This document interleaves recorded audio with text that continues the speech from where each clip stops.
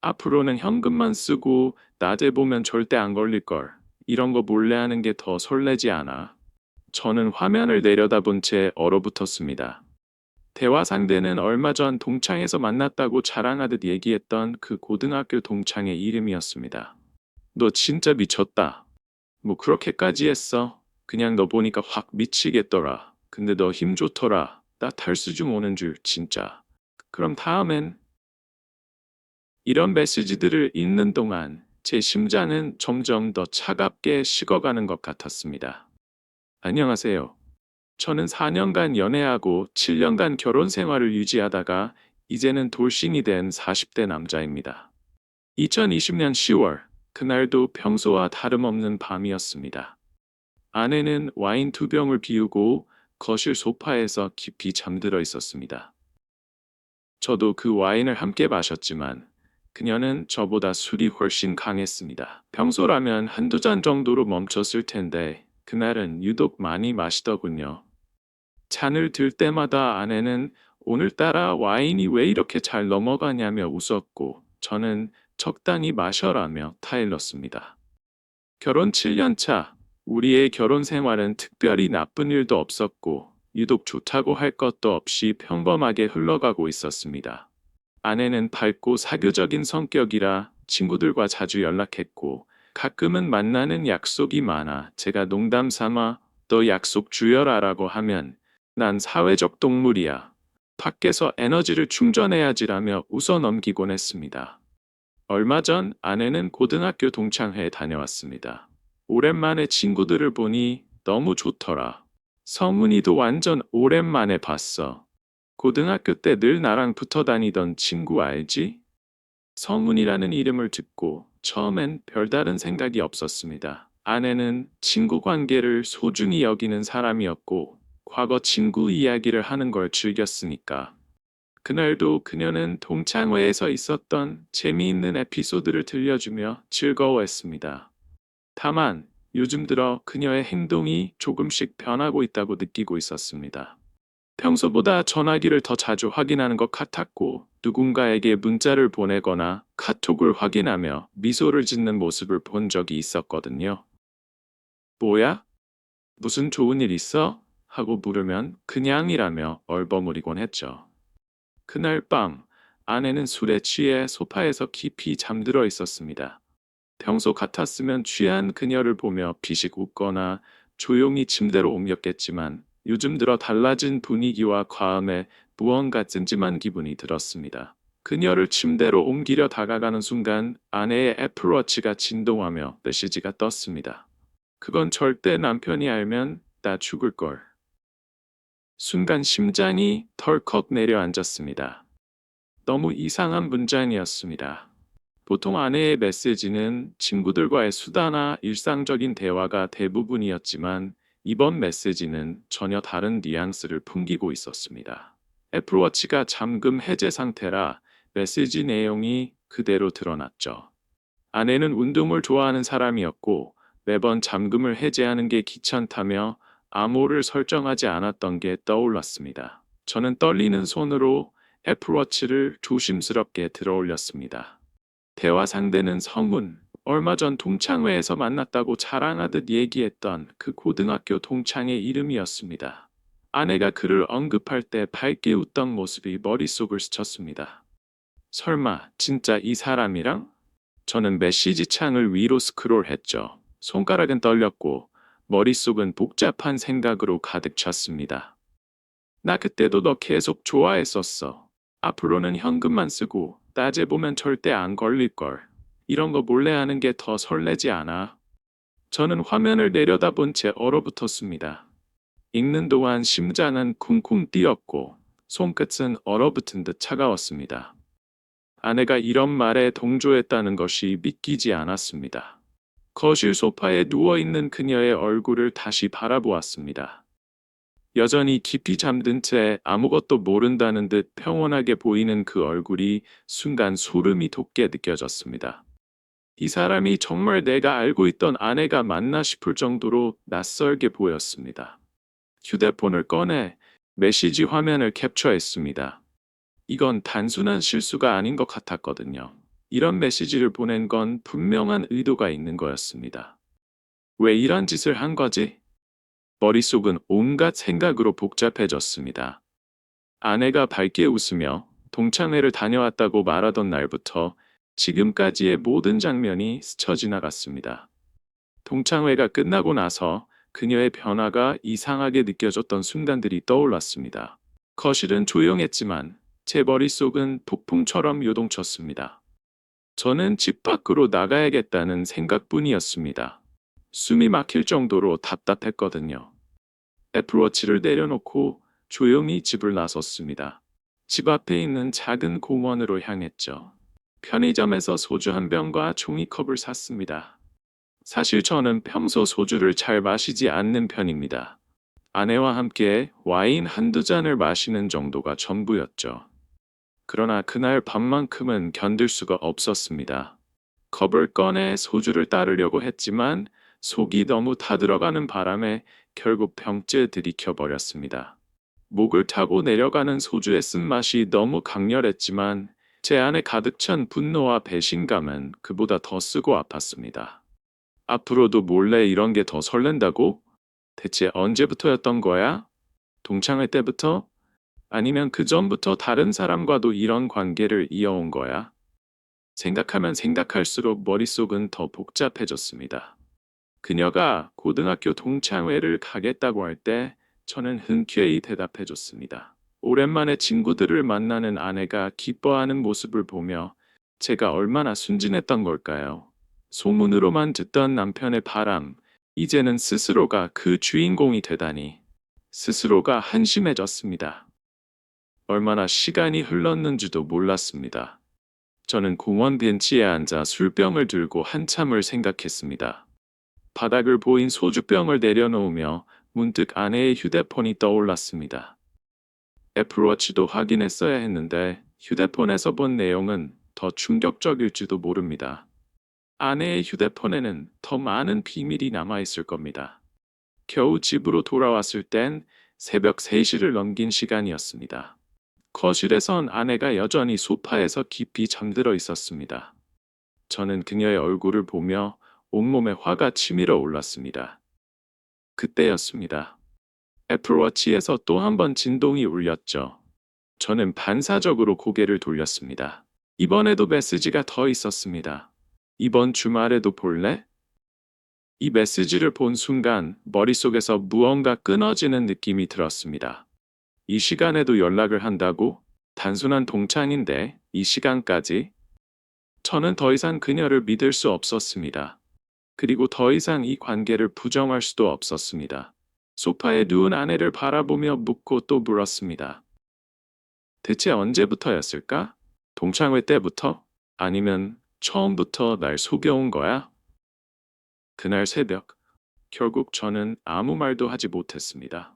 아내를 깨워 따질 자신도 없었고 그렇다고 이 상황을 덮어둘 수도 없었습니다. 분노와 배신감이 뒤엉킨 채 저는 그 소파 앞에서 한참을 서성이다가 결국 다음 계획을 세우기로 했습니다.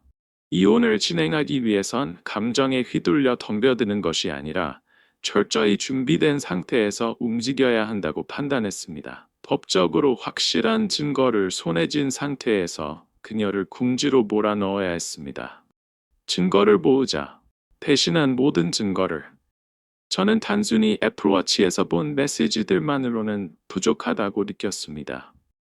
변호사 상담에 유리한 방향으로 이혼을 진행하기 위해선 더 많은 자료를 확보해야 했습니다.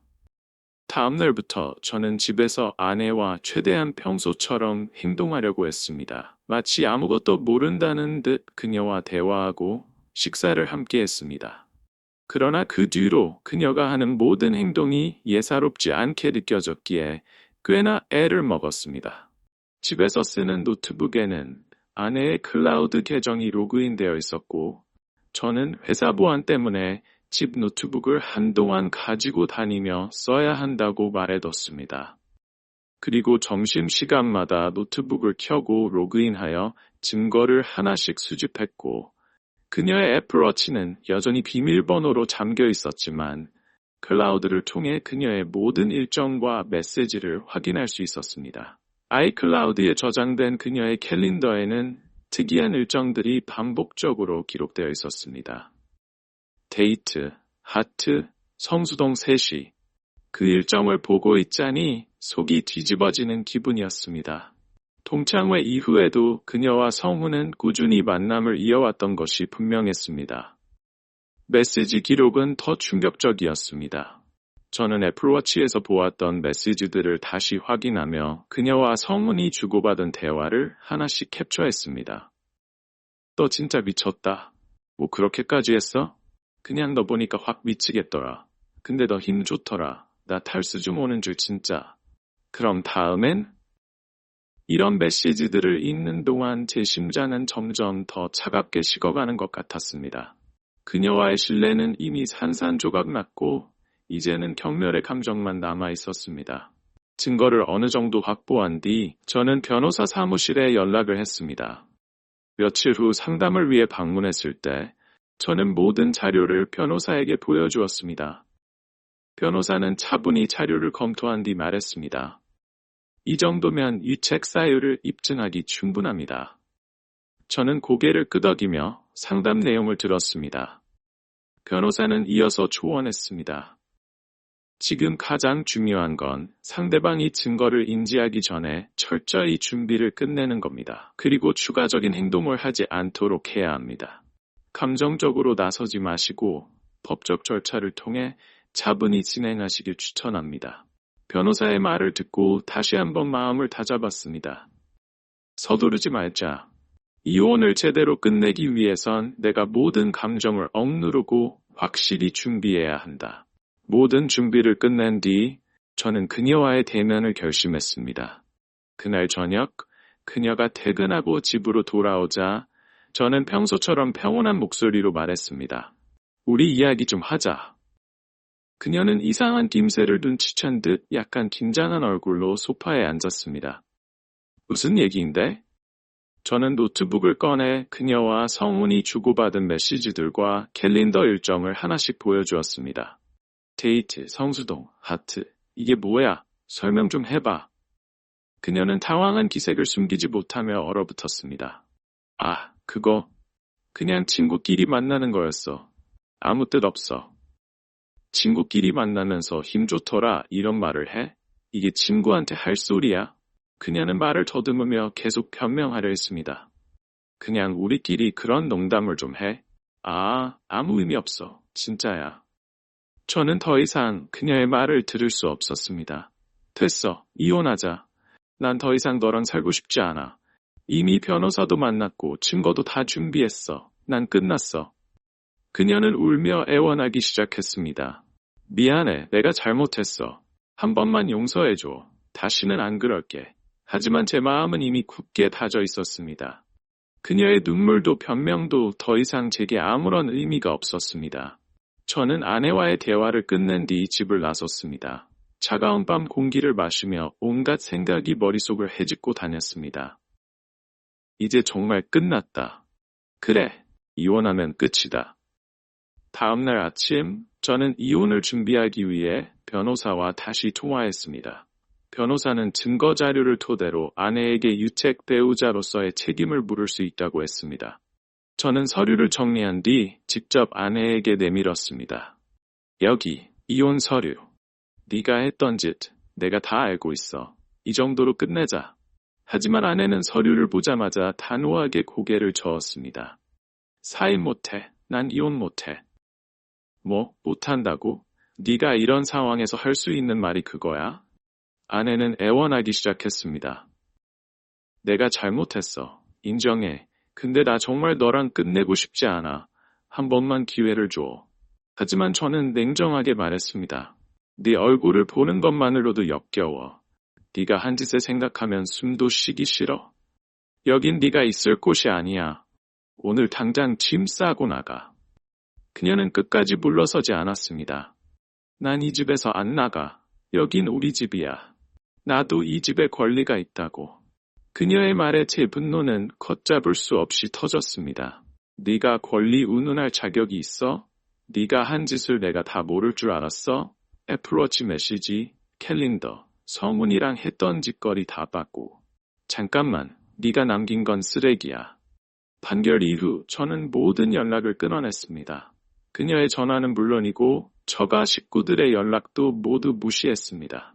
휴대폰에 걸려오는 전화, 문자를 확인할 필요조차 느껴지지 않았습니다. 그럼에도 불구하고 그녀는 끈질기게 제게 연락을 시도했습니다. 메시지는 모두 읽지 않고 삭제했지만 한 번은 집 근처까지 찾아온 흔적을 발견한 적도 있었습니다. 집 초인종에는 그녀가 남긴 것으로 보이는 쪽지가 붙어 있었습니다. 제발 한 번만 얘기하자. 마지막으로 부탁할게. 그 쪽지를 본 순간 한숨이 나왔습니다. 아직도 이러고 있어? 모든 걸 다 끝냈는데 대체 왜? 저는 더 이상 피할 수도 무시할 수도 없겠다는 생각이 들었습니다. 그녀와의 관계를 완전히 매듭짓기 위해 마지막으로 만나기로 마음먹었습니다. 우리는 한적한 카페에서 만났습니다. 아내는 약속 시간보다 10분 정도 늦게 도착했습니다. 예전처럼 단정한 모습은 온데간데 없었습니다. 머리는 헝클어져 있고 얼굴에는 피곤함이 가득했습니다. 그녀는 허겁지겁 자리에 앉더니 작은 숨을 고르며 어색한 웃음을 지어 보였습니다. 미안해. 버스 놓쳐서 늦었어. 저는 대꾸하지 않고 그녀를 가만히 쳐다봤습니다. 그녀는 제 시선을 피하듯 테이블 위에 종이컵을 만지작거렸습니다. 보고 싶어서 나온 건 아니야. 너 내 집도 너도 제발 연락 그만하라고 나온 거야. 무슨 얘기를 하려고? 제가 단도직입적으로 물었습니다. 그녀는 잠시 입술을 깨물다가 힘겹게 입을 열었습니다. 나 요즘 진짜 너무 힘들어. 그 말의 시작으로 그녀는 지금의 상황을 털어놓기 시작했습니다. 이후 그녀는 원래 살던 곳으로 이사했지만 받을 몫이었던 생활비를 마련하기 위해 어쩔 수 없이 일을 구했다고 했습니다. 하지만 그녀가 구할 수 있는 일은 주방 보조나 분류 근무 같은 고된 일들 뿐이었습니다. 내가 일하면서 세상 깨달았어. 너 왜 그렇게 바빴는지, 왜 집에 와서도 피곤하다고 했는지. 그땐 그걸 이해 못하고 오히려 네가 나한테 한다고만 생각했어. 근데 이제 알겠어. 벌어먹고 사는 게 이렇게 힘든 거였구나. 그녀는 손을 모아둔 채 고개를 숙였습니다. 너한테 미안해.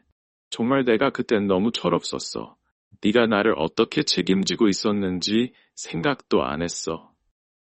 저는 그녀를 쳐다보며 차갑게 말했습니다. 지금 깨달으면 뭐가 달라지는데? 네가 그렇게 내 등을 떠밀어 놓고 이제 와서 내 삶을 이해한다고 하면 내가 고마워해야 해? 그녀는 고개를 저으며 눈물을 흘리기 시작했습니다. 그런 뜻이 아니야. 그냥 내가 너무 후회돼. 내가 왜 그랬는지 모르겠어. 네가 그때 나한테 더 많은 걸 주지 못했다고 원망했던 내가 한심해. 저는 한숨을 쉬며 말을 이었습니다. 네가 잘못을 깨달았다는 건 알겠어. 하지만 그건 네 문제야. 지금 네가 힘든 건 네가 만든 결과고 내가 상관할 일은 아니야. 그녀는 간신히 울음을 멈추고 떨리는 목소리로 말했습니다. 그래도 우리가 이렇게 끝나야만 했던 걸까? 다시 시작할 수는 없는 거야? 그 말을 듣는 순간 제 안에 남아있던 마지막 연민마저 사라졌습니다. 다시 시작? 너는 지금까지 네가 한 짓을 잊고 싶은 거겠지. 하지만 나는 잊을 수 없어. 네가 남긴 건 상처뿐이다. 남자의 미친 대가를 제대로 치렀으면 좋겠어. 네가 겪고 있는 지금이 모든 게 바로 그 대가야. 그녀는 고개를 숙인 채 아무 말도 하지 못했습니다. 저는 자리에서 일어나 문을 열고 나갔습니다. 뒤로 뒤는 카페 문이 닫히는 소리가 유난히 크게 느껴졌습니다. 그날 이후 저는 더 이상 누구와도 연락하지 않습니다. 친구들에게도, 가족들에게도, 제 자신에게조차 문을 닫아버린 채 살아갔습니다. 밤마다 그날의 기억이 떠오릅니다. 애플워치에 남겨졌던 메시지들, 몰래 하는 게 더 설렌다는 그 말. 저는 그 속에서 벗어나지 못했습니다. 긴 이야기를 들어주셔서 감사합니다. 오늘 준비한 사연은 여기까지입니다. 잘 들으셨나요? 어디에도 말하지 못했던 여러분만의 사연 기다리겠습니다. 지금까지 사연 들려준 남자 사투리였습니다.